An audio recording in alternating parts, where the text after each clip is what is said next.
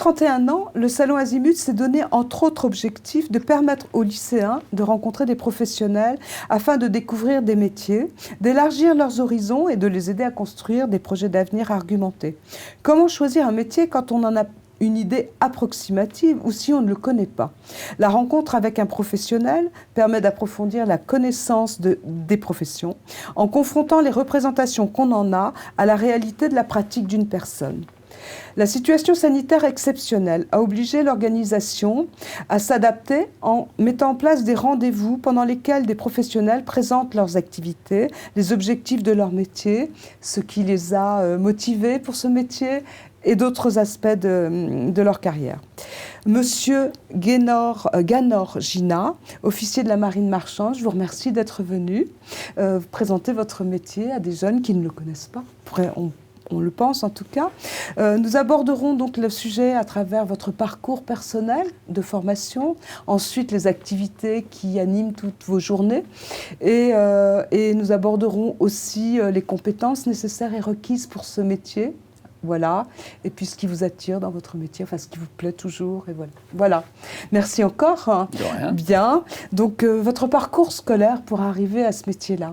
Alors, moi, j'ai fait, on va dire au lycée, je suis parti dans une filière technique.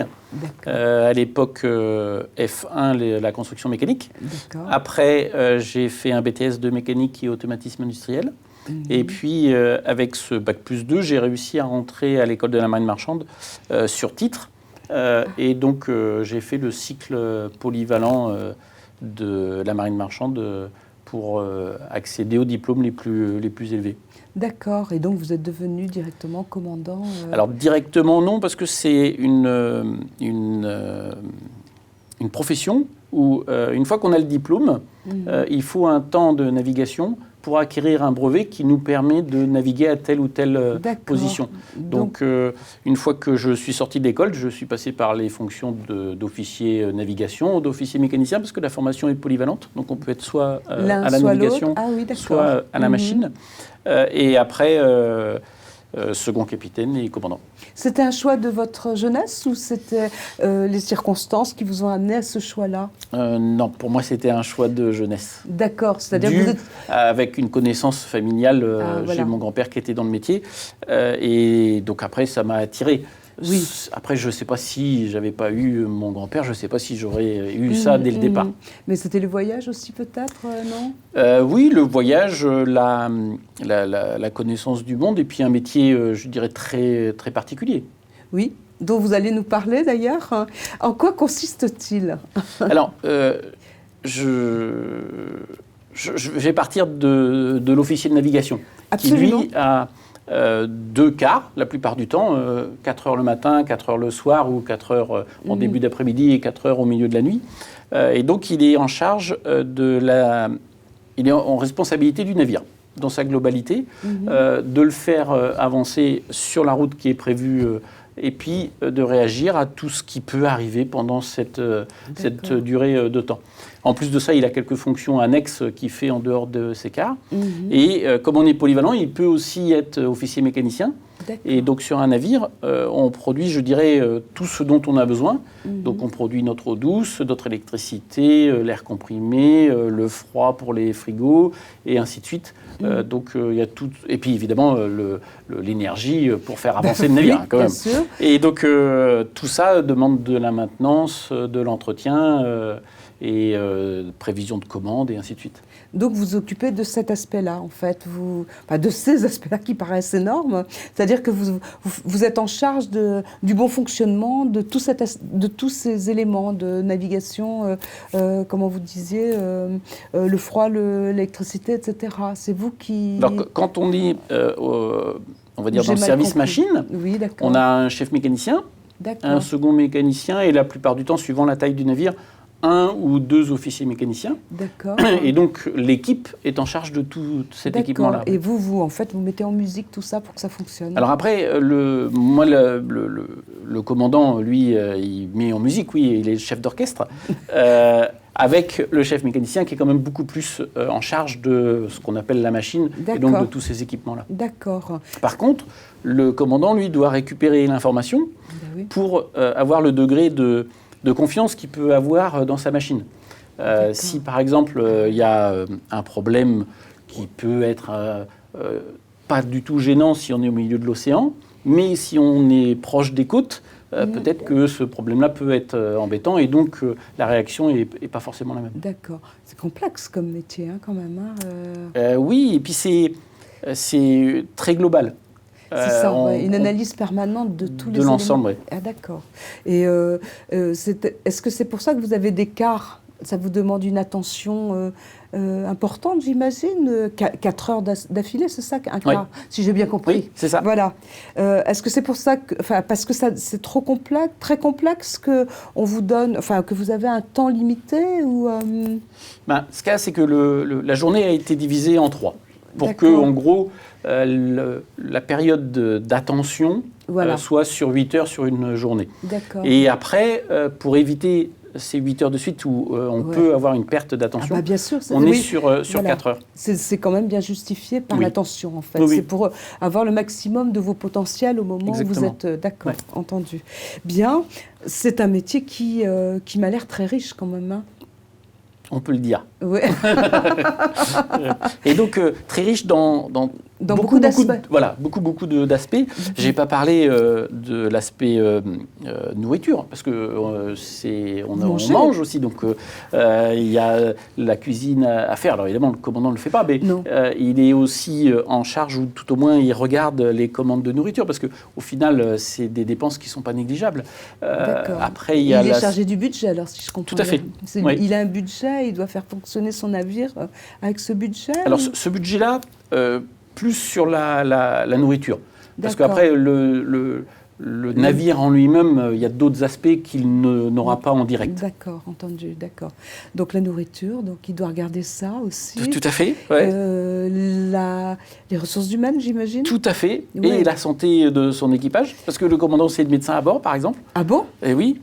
Ah bon, vous êtes médecin aussi? On est médecin. On a une formation médicale qui n'est évidemment pas équivalente à celle du docteur, mais il n'y a pas de docteur à bord. Donc, on a une formation médicale. On a une formation médicale aussi on va dire, d'urgence, de formation médicale avec une téléconsultation. On a un centre à Toulouse, à côté du SAMU, qui répond sur nos demandes.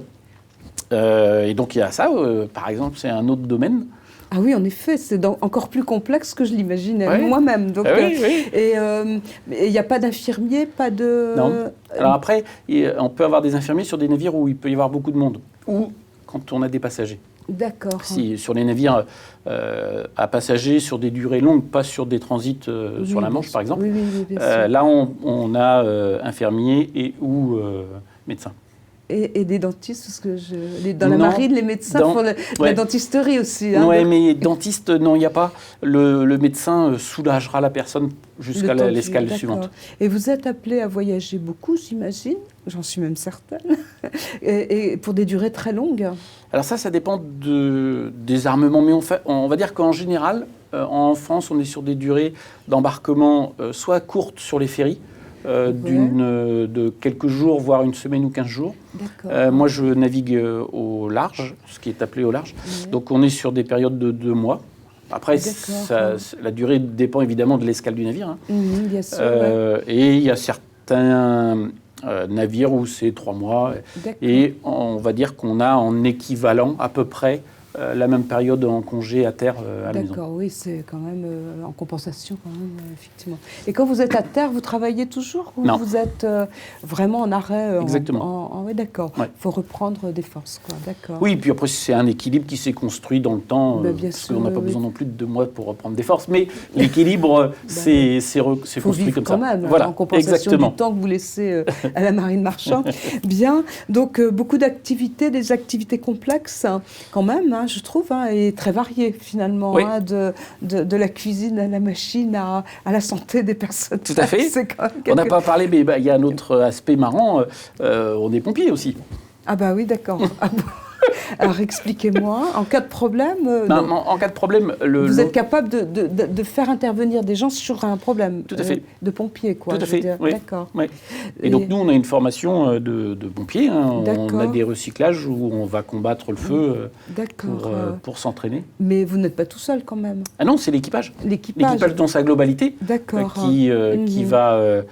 Il y en a qui vont s'équiper en pompier, en équipement de pompier. Oui, il y en a qui vont assister pour passer les lances. Il y en a, D'accord. la plupart du temps, l'équipe de cuisine, par exemple, va être dans l'équipe de premiers soins, donc ils vont amener une trousse de secours et ainsi de suite. D'accord. Bon, il ne faut pas qu'ils mélangent leur trousse de secours et leur trousse de cuisine. Non, mais bon, il y arrive. D'accord.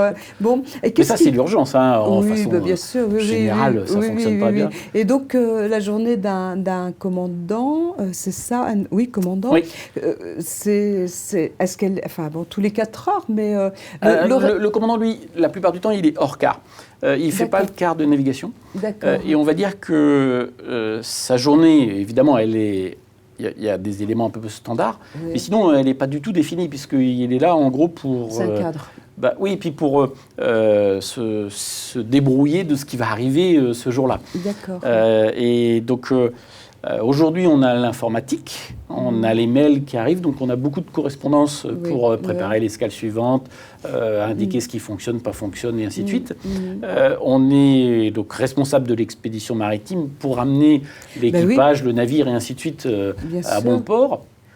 On a aussi des navires qui travaillent en mer, donc il y a toute la gestion de l'opération en mer, tout le suivi du navire. Et donc, tout ça fait que on a une journée, je dirais, qui est bien remplie. Et il ne faut pas oublier non plus d'aller au contact de l'équipage, parce que c'est une fonction extrêmement importante. Et à rajouter aussi un élément très, très important, c'est que la formation se déroule, en permanence. Et donc, en permanence, on fait de la formation à l'équipage. D'accord. Bien, mais c'est une vie très riche, je sais pas ça. Et comment dirais-je qu'est-ce qui, le matin, fait lever un commandant pour aller travailler? Quelle est la part de plaisir que vous avez dans ce métier-là? Qu'est-ce qui vous mobilise le plus tous les matins pour aller bosser? Alors, je dirais c'est de découvrir quelque chose. D'accord. Parce que la journée qui est passée ne sera sûrement pas du tout la même que celle qui vient. Et on va dire de façon générale, peu d'idées de réellement ce qui va se passer pendant la journée qui arrive. Ce n'est pas le lot des cadres en général, mais oui, effectivement. Oui. Alors vous, encore plus. Voilà, parce que sur le cadre, je dirais, standard, on va dire un cadre de bureau, il ne va pas être dans ce que j'appelle, moi, un métier opérationnel. Non, tout Alors à fait. que nous, l'ensemble de l'équipage à bord est purement opérationnel. Donc on est là pour agir. En règle générale, il faut qu'on agisse dans le bon sens, mais ce que je veux dire, c'est qu'on est là pour faire. Ah oui, non, mais bien sûr, et donc, j'entends bien. Le fait de faire, il y a des fois, ça ne marche pas, et il y a des fois, on est confronté à un mur, et qu'il faut qu'on arrive à trouver la solution pour soit passer au-dessus, soit sur le côté. Et nous, en mer, on va dire un milieu hostile, même si on aime bien la mer, mais on est quand même sur un milieu hostile. Et au milieu de l'eau, si on a un problème, on peut se retourner, téléphoner, mais personne ne va nous aider. Oui, absolument. Je suis d'accord. Donc, il n'y a que nous, avec les équipements qu'on a à bord, les pièces détachées, et ceci et cela. Il faut qu'on arrive à trouver le système qui va faire que ça fonctionne. Oui, d'accord. C'est vrai que l'idée du milieu hostile, c'est pas rien non plus. Hein. Non, c'est pas rien. C'est une responsabilité quand même. Ah, tout à fait. Pour le commandant. Ah, oui. Il faut ramener tout le monde à bon port. Tout à fait. Et ça ne doit pas être facile tous les jours, si ça se gère, ça ou... Oui, ça se gère. Je dirais que on a, parce que peut-être que ça évoluera dans le futur, mais on a toujours une autorité. Oui, d'accord. Donc, on arrive à ce que les gens fassent ce qu'on pense être nécessaire. Oui, bien sûr, oui. Et cette autorité, elle est aussi basée sur une responsabilité individuelle très forte. De chacun. Non, mais du commandant. Ah oui, d'accord. On est responsable de tout à bord et on est redevable d'un peu tout, quoi. Oui, d'accord. Bon, pour mobiliser, pour donner envie à des jeunes, que pourriez-vous leur dire qu'on n'ait pas dit jusque-là, parce que ce que vous racontez est quand même assez enthousiasmant, je pense, pour des jeunes. L'aventure, la réaction, l'action, c'est quand même intéressant, tout ça. Ah, c'est très intéressant. On peut rajouter le fait que quelqu'un qui fait le cycle à peu près normalement, vers une grosse vingtaine d'années, allez, 21, 22, 23, suivant s'il a été un peu plus rapide ou un petit peu moins que d'autres, il va se retrouver officier mécanicien ou officier de navigation, et il va être tout seul sur une passerelle ou tout seul à la machine à gérer. Il sera déjà très autonome, quoi. Tout à fait. Et puis avec beaucoup de responsabilités. En gros, on lui donne la charge du navire. Hein. Donc, c'est pas anodin. Évidemment, il appelle, il y aura du monde qui vient, mais il est en charge de la navigation pendant 8 heures par jour, à faire naviguer le navire et à réagir s'il y a une alarme, s'il y a ceci, s'il y a cela. Et donc, il y a une prise de responsabilité très rapide et on fait confiance aux jeunes qui arrivent. Il est on va dire en perpétuelle formation. Et il y a un domaine évidemment de rêve, les escales, d'aller à un endroit où on ne sait pas quand on embarque où va aller le navire la plupart du temps. D'accord. Donc, vous ne savez pas où vous allez ? On sait le premier coup, mais après, peut-être que la marchandise suivante va être autre chose. Et on va pas... Alors, il y a des navires avec des lignes régulières, les porte-conteneurs, par exemple. Il y a des navires qu'on appelle au tramping, donc qui prennent de la marchandise en vrac, la plupart du temps dans leur cale. Et eux, ils ont fait une cargaison qu'on a déposée à un autre endroit du globe. Et puis là, il faut qu'il y ait un autre affréteur qui va vouloir du navire pour aller transporter une autre marchandise de tel endroit à tel endroit. Donc on ne sait pas forcément, je dirais loin, loin dans le temps, où on va aller. L'aventure. Tout à fait, tout à fait. Et l'aventure aujourd'hui, elle existe toujours dans ce métier, alors que dans plein d'autres, elle a été totalement aseptisée. Absolument. Alors que nous, on arrive à encore la voir. Je ne sais pas si dans 20 ans ce sera pareil, parce que la mer sera communication... toujours agitée par moment, peut-être, quand même. Donc c'est tout une à fait. aventure aussi. Tout à fait. On peut espérer qu'elle continue à être la même. Tout à fait. Et après, il faut être franc que en cas de tempête, si la machine s'arrête, le navire, on va dire qu'il n'est pas en péril tout de suite, mais la situation est quand même assez préoccupante. C'est bien dit. Merci en tout cas. Alors, j'ai juste un conseil que vous pourriez donner à des jeunes qui seraient intéressés par votre parcours, enfin un parcours équivalent au vôtre. Alors, au tout départ, je vous ai donné mon parcours scolaire. Aujourd'hui, la formation est, on va dire, attelée à une formation d'ingénieur, puisqu'on sort avec les 2 titres, d'ingénieur et d'officier, le diplôme d'officier naval marchand. Donc aujourd'hui, il faut absolument aller dans, on va dire, la filière académique pure, les maths, la physique, pour réussir le concours de la marine marchande, qu'on peut aussi intégrer avec un bac+2, souvent sorti des classes préparatoires ou un DUG de maths pour l'université. Un DUG n'existe plus. Licence de maths. Tout le monde aura compris le truc. Oui, j'ai compris, mais je ne suis pas sûre que les jeunes comprennent, c'est pour ça que je corrige. Un truc un peu... un peu scientifique. Voilà. Et donc, rentrer dans cette école par ce biais-là. Et après... on a une formation qui est complètement qui est multidiscipline. Et là, c'est absolument génial parce que moi, j'appelle ça une école de la vie. Entre un peu de médecine, un peu de droit, un peu d'électricité, un peu d'électromécanique, un peu de frigo, un peu de stabilité du navire, un peu de résistance des matériaux. Et j'oublie la moitié de tout ce qu'on a. Et donc, on a une formation qui est vraiment globale. Et derrière, on a, on va dire, une expérience de vie assez exceptionnelle du fait que c'est nous qui faisons. Et c'est pas quelqu'un d'autre, c'est nous. Et on se débrouille pour que ça fonctionne avec les événements qui arrivent.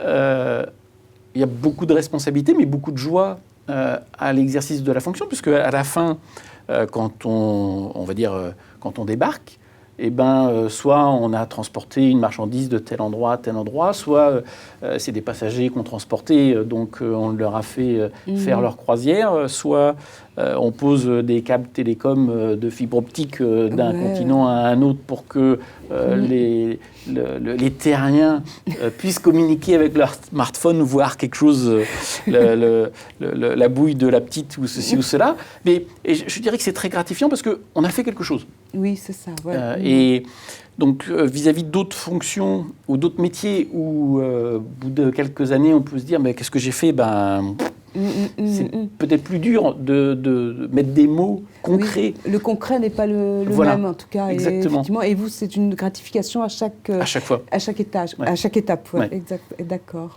En tout cas, je vous remercie pour votre enthousiasme. Et je rajoutais juste un tout petit truc. Allez-y. Pour ceux qui auraient la peur, au bout de quelques années, de ne plus vouloir naviguer, ce qui est tout à fait possible, parce que c'est un métier quand même très particulier. On est là, on n'est pas là. Et donc, je voudrais passer l'information que la reconversion à terre est très simple. Ah oui, d'accord. Et la polyvalence. Du fait de la polyvalence, du multi-compétence que l'on a, que ce soit au niveau du service machine ou de la navigation, en gros, tous ceux qui veulent s'arrêter trouvent un métier intéressant à terre. Rapidement. Donc, il n'y a pas d'inquiétude de rentrer dans le métier. Et même si un jour, c'est le métier qui ne veut plus de nous, parce que ça peut arriver, on ne sait jamais, ou que nous, on ne veut plus naviguer, on peut aussi aller sur des armateurs ou des navigations beaucoup plus courtes, qui peuvent être compatibles avec la nouvelle vision de la vie que l'on a, ou même s'arrêter et aller à terre. Et il y a du métier, et on arrive à se reconvertir sans aucun problème. Oui, parce que vous avez l'air d'avoir beaucoup de compétences. Peut-être pas médecine, quand même. D'un certain côté, oui, mais de toute façon, on ne sera pas reconnu. Parce que ça, on peut le faire, mais dans l'exercice de notre fonction, où on est aussi OPJ, on est aussi maire. On est tout. Tout à fait. Tout puissant. Tout puissant, sauf on est maître, mais après Dieu. On n'est pas au-dessus. Bien, en tout cas, moi je vous remercie sincèrement. Et vous nous concluez cet entretien avec le sourire. Je vous en remercie pour les jeunes qui, quand même, ne connaissent pas tous ces métiers. Non, et donc, ne peuvent pas se rendre compte de la richesse, en tout cas du vôtre. Et donc, je pense que vous contribuerez largement à la meilleure information de nos élèves. Et certainement qu'ils auront mieux, après cet entretien, mieux compris ce métier si riche, je pense.